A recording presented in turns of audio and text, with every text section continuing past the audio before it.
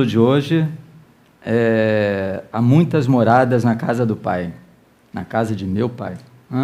Jesus diz isso em João, capítulo 14, que é um capítulo absolutamente maravilhoso do Evangelho de João.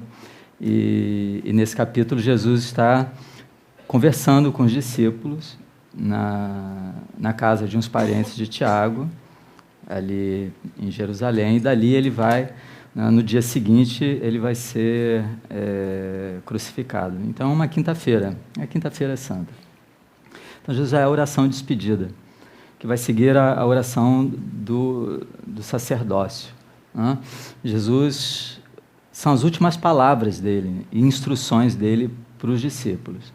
Então, vocês têm que chegar em casa hoje, vão fazer o quê? João, capítulo 14, 15, 16 e 17. Tudo bem? Esse bloco, né, de capítulos formam as últimas instruções do Senhor antes de partir fisicamente desse mundo. Então, ele deixa, imagina um professor terminando um curso. Não é nem a aula, é o curso. É a última palestra que ele vai dar. Ele vai dar uma resumida em tudo que ele quer deixar para a humanidade, em termos de instrução. Depois do capítulo 17, são os acontecimentos, e as instruções dele são instruções, né, de experiência, da própria vida, onde ele mostra que aquilo não é possível para ele, é possível para todos nós. E logo em seguida, né, ele volta, né, para mostrar para os homens que a morte está vencida. Bom, a ideia básica da coisa. Esse capítulo está logo no início do Evangelho segundo o Espiritismo. Aqui.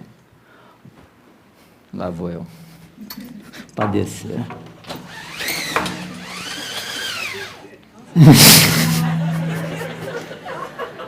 Desculpa. Isso é o meu estado mental. Você vê que ele é muito claro. Todo mundo entende a minha mente. Né? Agora imagina, se eu olho e não entendo, quem estava aqui? Né? Você sabe que o Owens, quando ele pegou uma foto dessa do negócio que eu escrevi e botou naquele CD, não é só para me zoar, né? Para mostrar como a minha mente é organizada. Verdade, eu vou pensando e vou escrevendo e vai amontoando. Isso é toque, né? Acumulador. A gente estava falando ali em cima. Um tipo de toque. Bom. Evangelho segundo o Espiritismo. Capítulo 3. O objetivo dessas palestras nós temos aqui muitos espíritos, trabalhadores da casa, gente engajada, envolvida, temos simpatizantes, as pessoas curiosas, parentes que vêm visitando. Então, é um encontro aberto. Pena que vocês não possam conversar, né, trocar ideias, mas o objetivo é apresentar o Espiritismo a vocês, né, produzir reflexões e mostrar, né, que há a visão que o Espiritismo tem de mundo, que é uma visão cristã, né, é muito aberta, e acolhedora. É a visão que Jesus nos oferecia, né, há 2000 anos atrás, que ao longo dos séculos a coisa foi se fechando por determinadas interpretações teológicas, que se preservaram os ensinamentos do Senhor, por outro lado, foram interpretados de uma maneira, às vezes, muito fechada ou fantasiosa. Então, nós temos o quê? O título é Há muitas moradas na casa de meu Pai. Esse capítulo tem 19 itens. Você vai lá, O primeiro é uma passagem de João, tá? 14. Kardec vai selecionar os 3 primeiros versículos. Aí vai, 2, 3, 4, 5, 6, 7. Tudo Kardec falando. Aí no 8º, a instrução dos espíritos, mas O Espírito ali é Kardec, porque é ele que fala. Apesar de estar em instruções dos Espíritos, ele tem um resumo da doutrina dos Espíritos acerca da pluralidade dos mundos habitados. Então, ele vai definir algumas coisas. E, no item 13, o Santo Agostinho vai falar. Depois, eu não me lembro qual item, e no 18 ele fala e termina no 19. Mas as 3 instruções que existem nesse capítulo são de quem? De Santo Agostinho. Agostinho de Hipona, né? Um dos grandes pais da Igreja. Então, quando você vai estudar o cristianismo, a história do cristianismo, os 4, 5 primeiros séculos em que o cristianismo vai se definindo enquanto uma doutrina, aí a gente pensa no Espiritismo. O Espiritismo tem quantos anos? 150 e pouquinhos, né? Hoje, esse ano, nós estamos comemorando 150 anos da publicação de Céu e Inferno. Tá? Então, o Espiritismo é de 1857. Nós temos um século e meio de doutrina. Não sei. Melhor aqui, porque eu fico...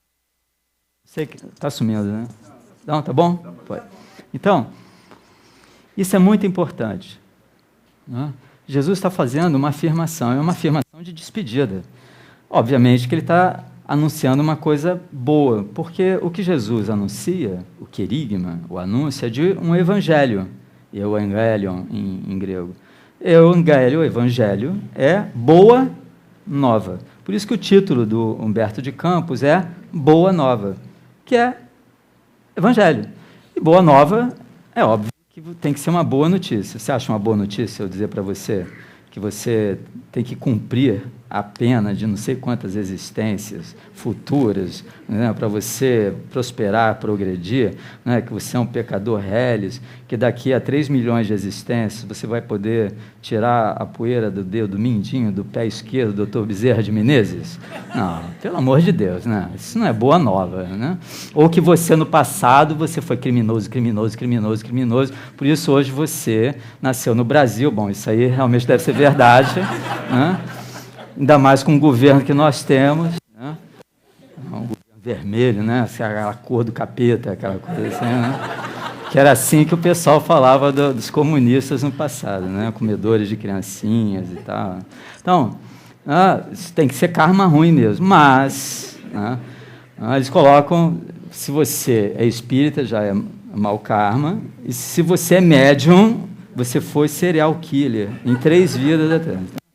É um absurdo, né? Porque a introdução do Evangelho segundo o Espiritismo é uma convocação dos cristãos verdadeiros. Né? Então, o objetivo da doutrina espírita é reunir aquelas almas que realmente são compromissadas com o sagrado e querem uma experiência do reino dos céus.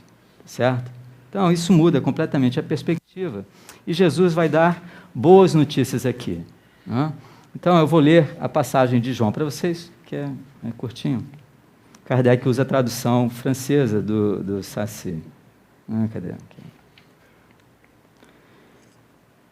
Que não se turbe, né? Tarassato, né? O seu coração, tá? Cardia. Pisteuetem, né?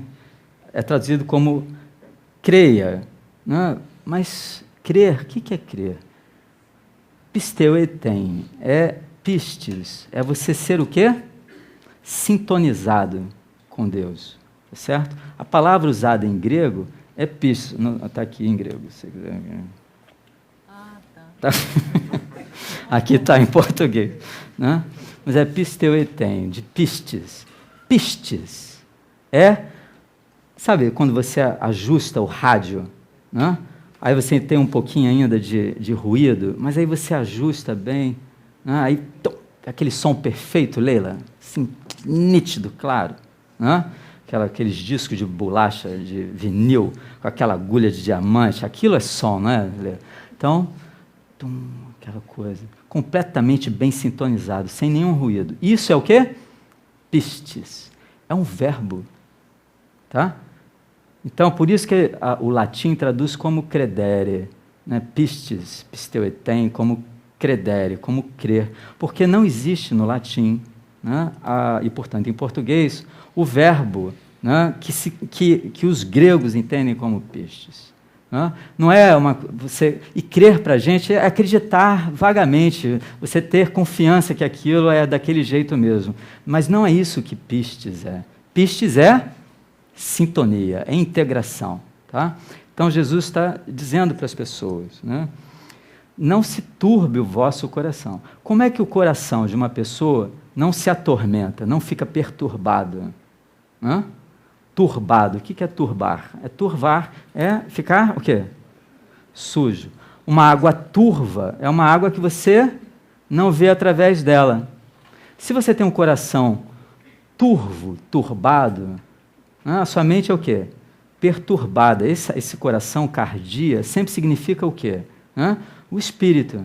Não é o coração físico. Jesus está falando de coração físico, está falando da sua experiência enquanto ser. Que isso não esteja perturbado, que isso não seja turvo, que não seja obscuro para você, que você possa ver através desse coração limpo e puro.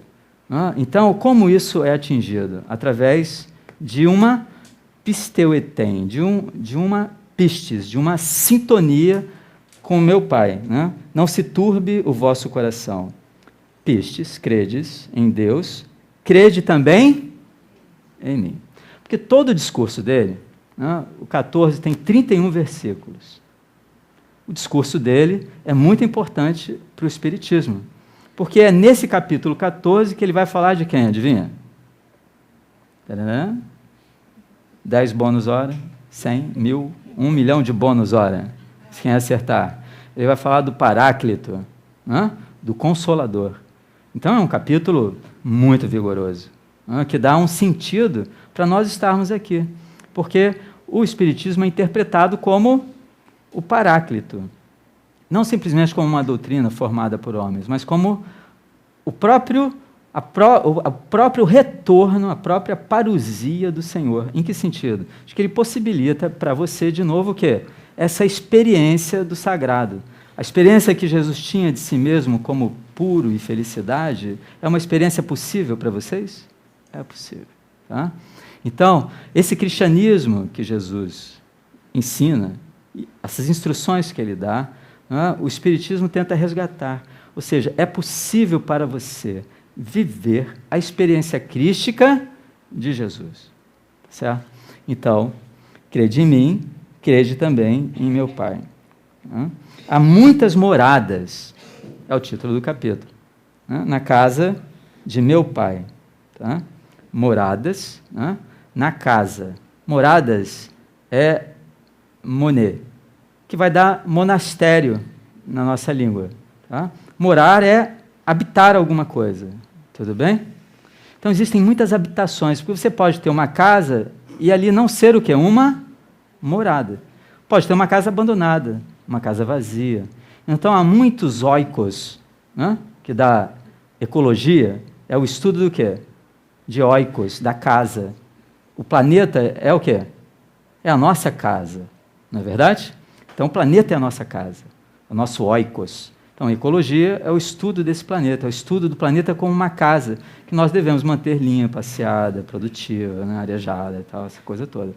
Mas, vejam só, há muitas moradas na casa. Quantas casas existem? Jesus fala de muitas, muitas. Muitas moradas. Onde? Quantas casas? Só existe uma casa, só existe um oikos, mas existem muitos monês, existem muitos monastérios, existem muitas possibilidades de morada nesta casa, tudo bem? Porque você mora na casa. Jesus está dando uma ideia, de que na casa do Pai existem muitas formas de você morar, tá certo? Bom, há muitas moradas na casa de meu Pai. Tá? Patros. Se assim não fosse, eu já vos teria dito. Ou seja, o que Jesus está dizendo? Que o que ele disse está dito. O que ele não disse, não é. O que ele disse é, o que ele não disse, não é. O capítulo 14 todo, Jesus fala de ir e vir. Vocês sabem como Buda é conhecido na Índia? Um dos nomes dele? Não, errou. Perdeu 10 bônus horas. É vascaíno, né? Está até escolhendo. Tathagata. Tathagata, em sânscrito, né? Que Pali, que era do norte, o sânscrito do norte da Índia, que era o dialeto que ele falava, significa aquele que vai e volta. Interessante, né? A ideia de ir e voltar. O tempo todo no capítulo 14, Jesus fala de ir e voltar. É daí que a cristandade toda tem a ideia da parousia, né? Do retorno do Senhor. Alguém aqui já, né, é católico ou frequenta a igreja, você vai ouvir falar do retorno de Jesus. Os protestantes falam muito disso. E a crença deles é que Jesus vai voltar como? Fisicamente. Ele vai aparecer no céu e tal, os mortos vão levantar, parará, todo mundo está dormindo. É uma crença. Uma crença. É meio subjetiva, mas é uma crença. O fato é que a ideia que eles têm é de um retorno para esse mundo. O que é parousia em grego, em verdade, como a gente encontra nos evangelhos? É presença. É uma presença nessa morada. Tudo bem? Nesta casa. Nós moramos na casa do Senhor. Eu preciso desta presença. Jesus disse que vai sair, é como se ele saísse de um cômodo e voltasse para o cômodo sem sair de onde? Da casa. Porque ele vai abandonar o corpo no dia seguinte. E ele sabe que isso vai acontecer. Se assim não fosse, eu já teria dito. Entendam isso. Se não fosse, ele teria dito que não é. Então as pessoas dizem que Jesus não disse tudo. Nesse capítulo 14, Jesus fala do Paráclito.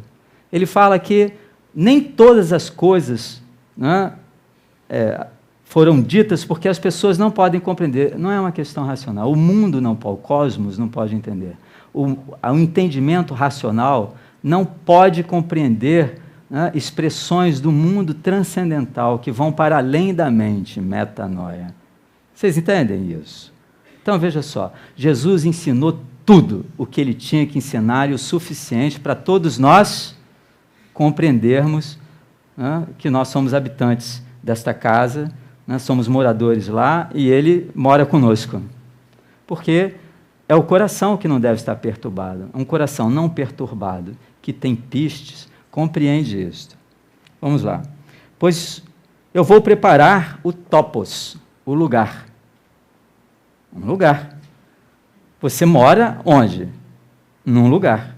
Isso aí dá uma ideia de topos, né? Topografia. Né? Quando você grafa, você estuda um lugarzinho qualquer ali.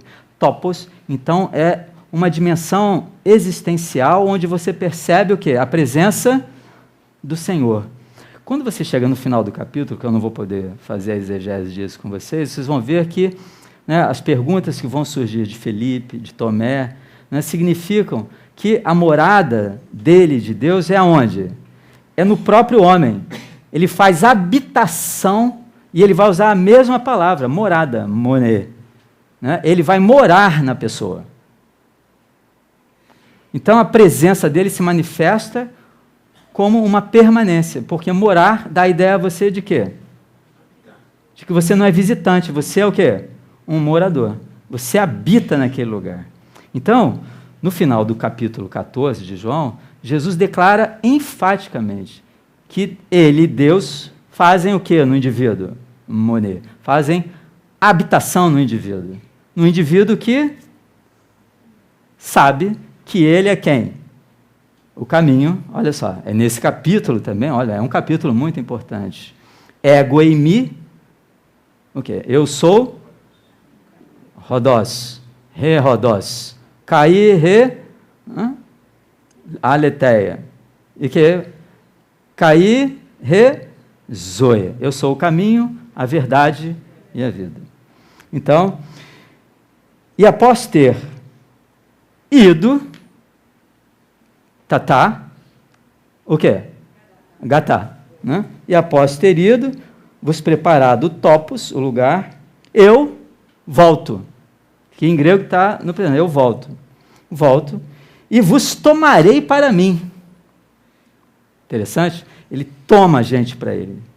Ou seja, nós somos o quê? Aí que vem elampsonte, você é arrebatado, a ideia do arrebatamento, essa tomada dele. Jesus nos rouba do mundo, nos rouba da ilusão, nos rouba da ignorância, a fim de que lá onde eu sou, quando você lê no grego, tá? Ego eimi, lá, onde? Nesse lugar, onde eu habito, onde eu sou, vós também são. Olha que interessante. Onde eu sou, você também é. É isso que está escrito em grego. Não é onde eu estou, você estará. Aí todo mundo pensa que vai para o reino dos céus, num mundo externo. Aí a gente agora pode interpretar o capítulo 3 do Evangelho segundo o Espiritismo. Por quê? Porque esse lugar não é geográfico. Você pode interpretar dessa maneira. Mas ele é essencialmente o quê? O ensinamento do Senhor. Ele é um lugar onde um topos é o seu próprio cardia, seu próprio coração, onde o Senhor faz morada. E o Senhor faz morada sem anular você. Porque o cristianismo é uma expressão do entendimento, né, da alteridade de você em relação com o outro. Não é uma busca exclusivista pelo sagrado, onde a sua salvação é pessoal. A salvação é para quem? Para todos, catarrolós, né? Católico, para todos. Então, há muitas moradas na casa do Pai. Como isso vai ser interpretado pelo Espiritismo? O Espiritismo é muito de vanguarda. Nós estamos, né? Esse livro é de 1860 aí.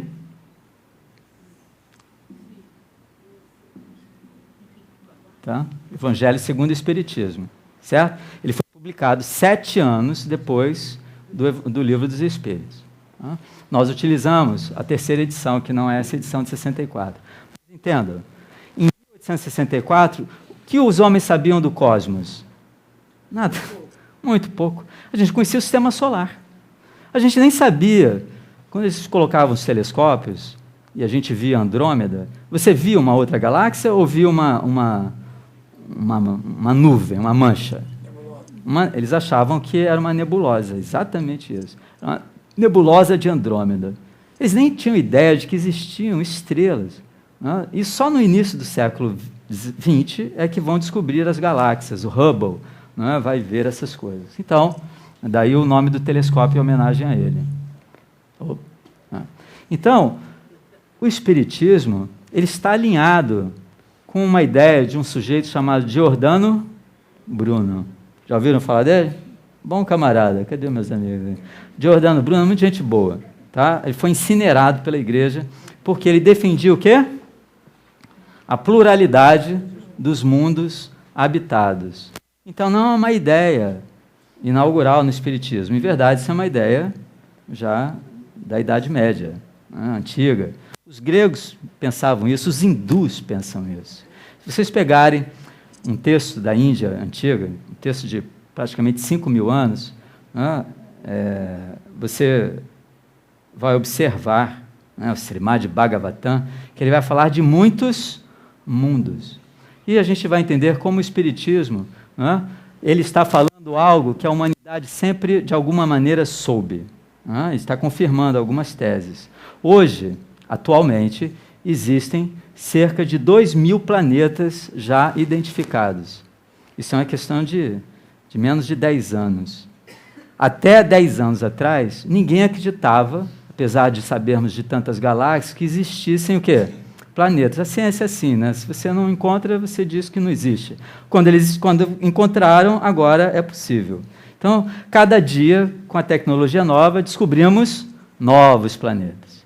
Isso está de acordo com o que é dito nesse capítulo, que há muitos mundos. Inicialmente, o Kardec ele diz que essas moradas são tanto os estados mentais do indivíduo, quanto também o quê? Mundos físicos que existem. Então, o que existe? existem planetas, mundos habitados. Ele vai classificar esses mundos. Vocês sabem qual é a classificação? Mundos primitivos. Mundos, o quê? Provas e expiações. Mundos de regeneração. Mundos felizes. E mundos... Muito bem, garoto. Celestes ou celestiais. Ou, está lá no Evangelho segundo o Espiritismo. Não, divinos. Vocês já estão entendendo por que vai ficando ruim o quadro, né? Confuso. Tá? Divinos. Então, como esses mundos são classificados assim? Eles não são classificados assim por causa do estado físico deles. Eles são classificados assim por causa da humanidade que os habita. Tá bom? Aqui deve ser uma mulher, porque para um mundo divino, né? Tem que ser. Porque o homem com testosterona só vai fazer essa porcaria. Se bem que mulheres também fazem porcaria, olha no Brasil. Entendeu? Olha, vocês estão mal na foto. Né? Petrobras, presidência, não estão fazendo papel bonito. Podia estar fazendo, né, meninas? Mas não estão fazendo papel bonito. Você vê que isso não é um problema de gênero. É um problema de coração perturbado, né? Turvado. Né? Corações que não têm pistes com Deus ou com o Cristo. Não é verdade? Com certeza. Cardia. Exato. Então, os mundos são classificados não pelo estado físico, mas pela sua condição moral. Mas Gaia não tem condição moral. O que tem condição moral? Um agente que pode escolher racionalmente, portanto, livremente, uma ação. Isso é que estabelece a possibilidade de ethos e de moralidade. Eu sou racional, escolho X, não escolho Y. X é vantajoso e imediato para mim, né? Mas significa sofrimento e dor para as pessoas. Eu abro mão de X, faço Y, mesmo contra meus interesses, mas, né, eu prefiro isso do que... Porque eu sou um agente moral. Mesmo que eu escolha X, eu estou fazendo uma escolha livre, não estou fazendo? E todas as pessoas que são livres e que fazem escolhas livres, elas são responsáveis pelos seus atos. Portanto, o seu cachorro não é um agente moral, porque ele não é livre para escolher, a não ser que ele leve você para passear. E normalmente é isto que acontece. Ele pede comida, você dá. Ele pede para passear, você passeia. Logo, é o cachorro que controla você. Você deve pensar em que tipo de mundo você está. Tá? Ele diz... É um fato. Nos mundos primitivos, a inteligência é muito pouco desenvolvida. Em que sentido a inteligência é pouco desenvolvida? Né? O sujeito não tem uma clareza, ele não tem um ethos claro. Tá? A nossa espécie está no nosso mundo há quanto tempo? 200 mil anos. O ser humano mudou em 200 mil anos, em termos anatômicos ou fisiológicos, cerebrais? Não mudou. O equipamento que nós temos é o mesmo de 200 mil anos atrás. Se você pegar um caçador-coletor, tá? Não o arcaico, vamos aproximar a 70 mil anos, tá bom? Perto da revolução cognitiva, que nesses 200 mil anos, 130 mil anos, eu vou dar uma chance para vocês, houve o Homo sapiens, ele era um indivíduo que se assemelhava um pouco mais ao Neandertal do que ao homem atual. Mas anatomicamente ele já era muito parecido conosco, muito idêntico. Né? Se você colocar o cara no metrô, de terno e gravata, você nunca vai dizer que ele não é um caçador-coletor. Aliás, um homem de Neandertal barbeado,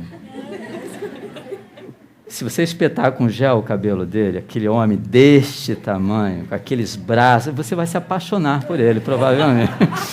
As mulheres gostam dos neandertais.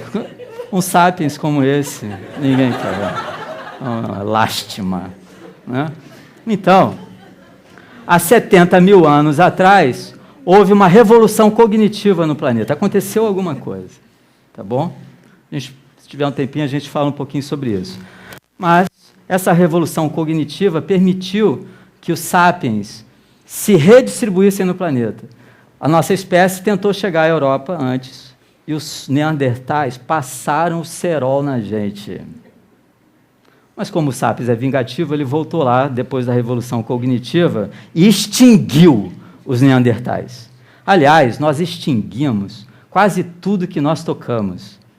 Se você pegar a megafauna da Austrália, das Américas, quando nós chegamos, acabamos com ela. O ser humano é como o Mr. Smith em Matrix diz, parece mais um vírus, onde ele vai, ele destrói tudo. Né? Por isso que nós, cristãos, devemos pensar diferente a vida. Né? Então, nesses mundos primitivos, o interessante é que nos mundos que não têm humanidade, esses mundos ou eles são estéreis, ou a vida ainda não atingiu a vida inteligente, consciente, autoconsciente. Porque não basta ser inteligente. A ameba é inteligente.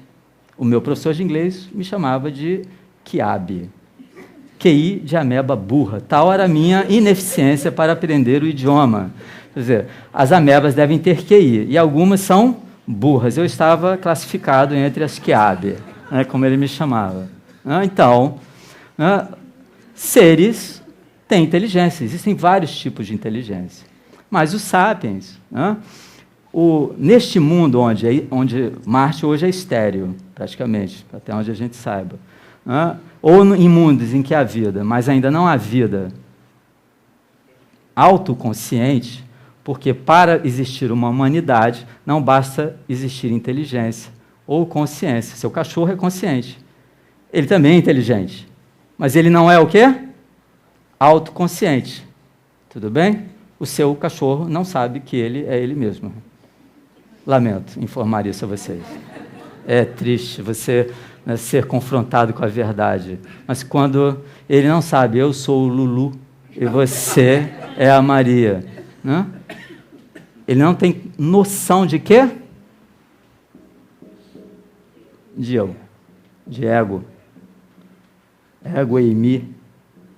Ele não produz isso. Já viu o cachorro dizer assim, eu sou o Lulu? Eu sou o Lulu que é a luz do mundo, entendeu? Ninguém vai ao Pai a não ser através de mim, eu, o Lulu, não, você não vai encontrar ele. Então, o seu cachorro não se iluminará nesta vida, mas nas futuras, né, ele poderá em existências humanas. Porque quando surge o sentimento de eu, existe uma autorreferência, uma oposição entre eu, consciente, entre eu e o mundo. Então, começa-se uma humanidade primitiva. Os espíritos dizem que esse tipo de planeta, né, são planetas de repouso, onde espíritos, né, frequentam ali, não têm vida física, mas eles habitam esses planetas. Ou seja, existe vida espiritual em planetas estéreis ou planetas que não são habitados por espécies autoconscientes. Tudo bem? A doutrina espírita afirma esse tipo de relação. E afirma também os 5 tipos de mundo. Mundos primitivos, pouca inteligência, 0 de moralidade. É um ensaio para a vida ética de um ser humano. Nesses mundos de prova e expiação, já existe o quê? Inteligência clara. Você não vê todo mundo inteligente? Para você pegar milhões, bilhões de reais, né, de uma empresa, você precisa ser burro ou inteligente? Você precisa ser bastante inteligente. Né? Até para devolver o dinheiro e ainda ficar com muito e você curtir 2 anos com a gente pagando a cana. Não tem nenhum problema. O cara é o quê? É inteligente? É inteligente. Mas, né, rota direto para o inferno. Tudo bem? Por quê? Porque a conduta ética do indivíduo, né, o beneficia ou algumas pessoas, mas gera sofrimento e dor para muitas outras pessoas. Como somos agentes livres, nós somos responsáveis pelos nossos atos. Aí você vai para os mundos, né? Então, os espíritos afirmam que os planetas eles têm um tempo. A Terra existe há quanto tempo? Há 4 bilhões, acredito que são 4,5 bilhões de anos. 4,5 bilhões é a metade da vida do nosso planeta e do nosso sistema solar, praticamente. Então, daqui a 5 bilhões, a Terra será engolida pelo Sol.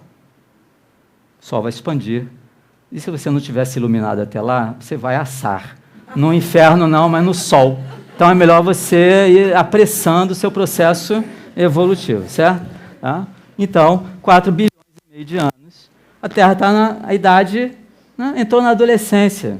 Está na hora de você, já passou da adolescência, foi infância, agora é adolescente, está saindo da adolescência, entrando na vida adulta, jovem. Então, nós somos, porque o planeta tem um tempo. E, sinceramente, Gaia, nosso maravilhoso, merece uma quantidade melhor, não merece? Tá? Então, façam um trabalhozinho para ficarem por aqui, para vocês não migrarem, porque os espíritos ensinam que existem o quê? Migrações interplanetárias. Não é legal isso? Tudo bem? Tem uns ETs por aqui, com certeza. Não tenho dúvida. Porque ele vai falar de regeneração. Nosso planeta passará por uma condição de regeneração. Aqui, onde há muita inteligência, mas há um predomínio do mal sobre o bem. Dos interesses materiais sobre os interesses espirituais. Por isso que essa porcaria que está aí. E agora, que o pessoal está acelerando o processo, para ver se quem fica, quem vai, como é que fica, está uma bagunça o aeroporto. Tá? Eles abriram os porões. Veja só, quem já está, né, lá em cima, tem seu jatinho particular, precisa do aeroporto? Né, precisa ficar na fila? Tem um passaporte internacional, europeu, carteirinha vermelha, vai para onde quiser. Então, quem é que precisa do aeroporto? Né? O pobre que está fazendo a primeira viagem de avião. Então, está aquela fila, o pessoal transformou o aeroporto em rodoviária. Então, é aquela coisa horrorosa. Este é o nosso problema.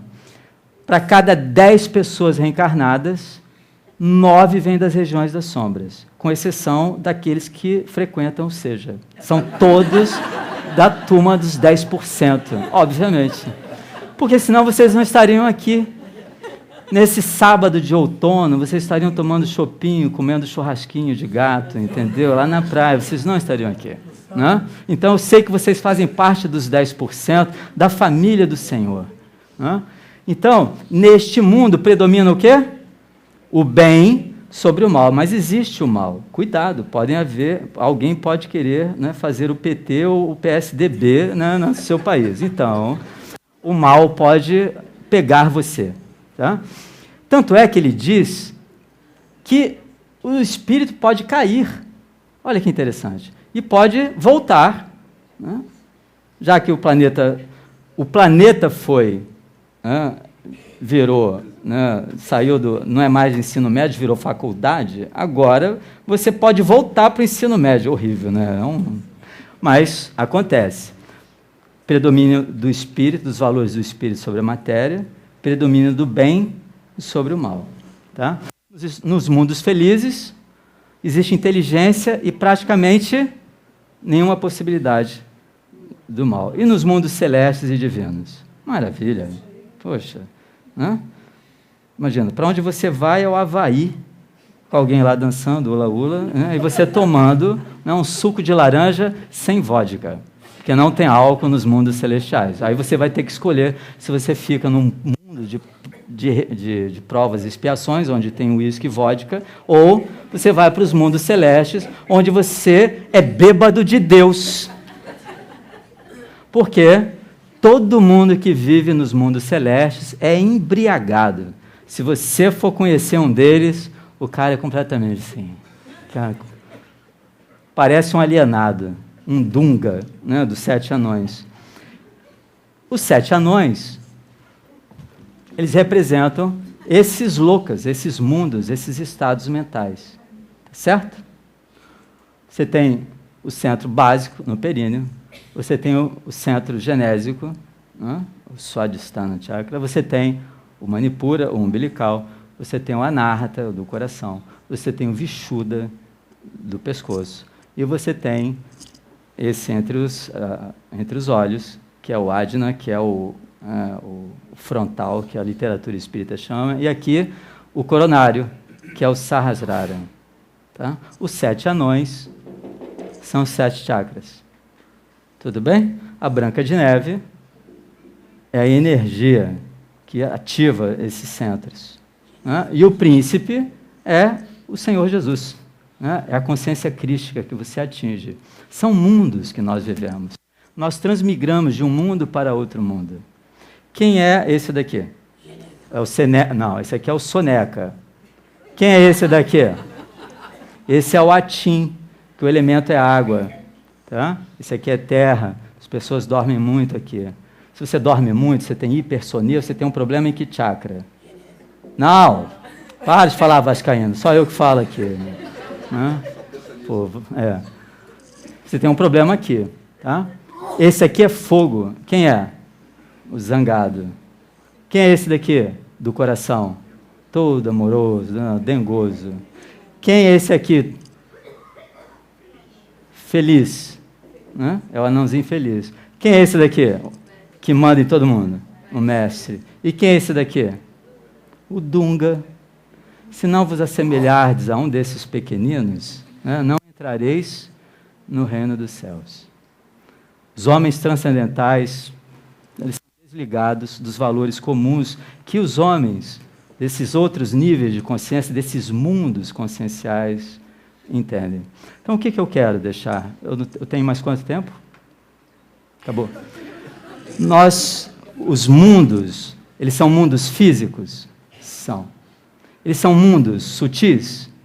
São. Existem mundos espirituais? Tá? Em cada mundo, só me dá um tempinho, só para eu concluir. Em cada mundo como o nosso, que é classificado como um mundo de provas e expiações, existe o quê? Um mundo sutil, de matéria sutil. Existem espíritos vivendo aqui? Existem. Existem, além do nosso mundo físico, existem espíritos de outras ordens vivendo aqui? Existem. Existem espíritos puros ligados ao nosso mundo físico? Temos. Buda, Jesus, são todos espíritos puros. Existem, isso aqui é a segunda ordem, espíritos benevolentes, inteligentes, sábios, espíritos superiores. Vimos que o Félix é um espírito superior. Então, veja só, num mesmo mundo existem vários tipos de mundos. Porque dependendo de onde você esteja, do seu nível de consciência, mesmo que você esteja no mundo físico, o mundo físico sutil, se aqui é um mundo de provas e expiações, o mundo onde o André Luiz vive é um mundo de provas e expiações ou é um mundo de regeneração? O que predomina em nosso lar, o bem ou o mal? Os valores do espírito ou da matéria? Então, aquele mundo em que André Luiz vive é um mundo de regeneração ou um mundo de provas e expiações? Ali já é um mundo. Se você for a Montreal, lá, aquela cidade é uma cidade de provas e expiações, como o Rio de Janeiro, ou Brasília, Não, Brasília é um mundo primitivo. Né? Ou você está num mundo de regeneração. Né? Então, você tem vários tipos de mundos num mesmo mundo. Assim como você... Porque esses mundos, eles são classificados de acordo com o nível de consciência dos seus habitantes. Você é um mundo. Você é um cosmos. Você é um cosmos. Você é um cosmos onde o Senhor faz habitação. E eu tenho certeza de algo. Se você tem essa abertura e o Senhor veio morar em você, você vive em que mundo? No mundo divino, no mundo celeste. Não importa em que mundo físico, denso ou sutil você esteja, você vive no mundo divino, no mundo celeste, ou no mundo feliz. Isso depende do quê? De como você procura. Porque esses mundos se intercomunicam. Quanto mais aberta é a sua consciência, mais intimidade você tem com a totalidade. Esses mundos, eles se comunicam no mundo sutil. Então, nosso planeta é muito maior do que nós vemos fisicamente. Então, qual é a mensagem de hoje? O mundo é físico? O seu corpo é um mundo. Seus corpos sutis são mundos. A sua mente é um mundo. Onde você mora é um mundo. O universo é um mundo. Mas todos nós vivemos em quem? Em Deus. E quem é a porta para esta morada, de felicidade? O próprio Senhor, quando ele diz em João que eu sou a porta. Capítulo 10 de João. Eu sou a porta das ovelhas, porque eu tiro as ovelhas do redil e levo para a liberdade das pastagens. O Senhor não é uma porta que aprisiona, o Senhor é uma porta que liberta. Então vivemos em muitos mundos. Existe uma realidade no mundo espiritual. Nós vivemos, e daí temos que definir uma coisa que é importante, senão você vai achar que não existe, né, mundo espiritual. Né? Você duvida da existência desse mundo? Esse mundo existe. Não existe? Aqui. Existe esse mundo. Eu estou experimentando meu corpo, experimentando vocês. A questão é que as pessoas confundem existência com realidade. Esse mundo existe, mas ele é real ou irreal? Ele é irreal, porque ele é transitório. O mundo sutil, ele existe? Existem cidades lá? Existem moradas lá? Casas, colônias, tudo mais? Existe. Mas são reais? Não, porque elas também são transitórias. Qual é a única realidade absoluta que existe? A divina, que não muda. E você pode se experimentar como um ser infinito, porque você é partícipe como princípio inteligente e espírito eterno. Né? Como, se você é eterno, é porque você nunca morre. Se você não morre, é porque você não tem limite. Se você não tem limite, é porque você é infinito.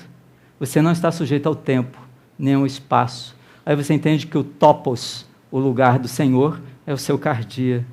Num cardia sem perturbação. E para você não estar perturbado, você deve ter o quê? Viver em quê? Em pistes com o Senhor. E você será um habitante dos mundos celestiais, ainda que você more num planeta de provas e expiações, né, num país governado dessa maneira como ele é. Tá bom? Muita paz para vocês.